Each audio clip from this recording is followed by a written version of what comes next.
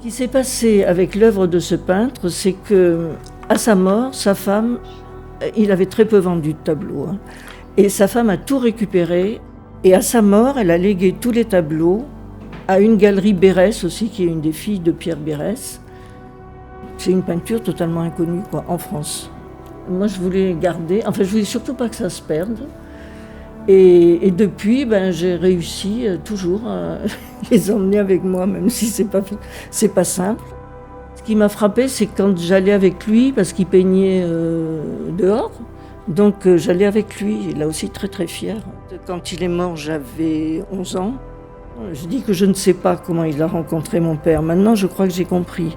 C'est des histoires de résistance. Et en fait, ils étaient à Marseille avec sa femme, qui était juive, au moment où les Allemands ont fait des rafles. Et que je pense que c'est à ce moment-là qu'ils se sont rencontrés.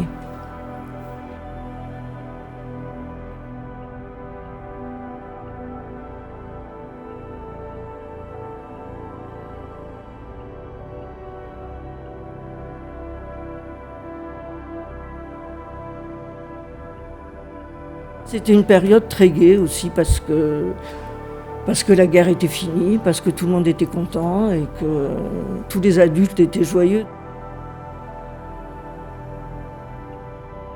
Par le plus grand des hasards, ils vont repartir à Bagnères de Bigorre. Je connais quelqu'un et qui a ouvert une espèce de bouquinerie, galerie. Il est tombé amoureux carrément de ça et de l'histoire aussi. Et il m'a dit, mais moi je veux faire quelque chose. Pour moi, c'est extraordinaire.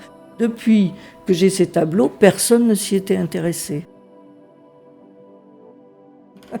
C'est vrai que c'est une belle histoire quand même.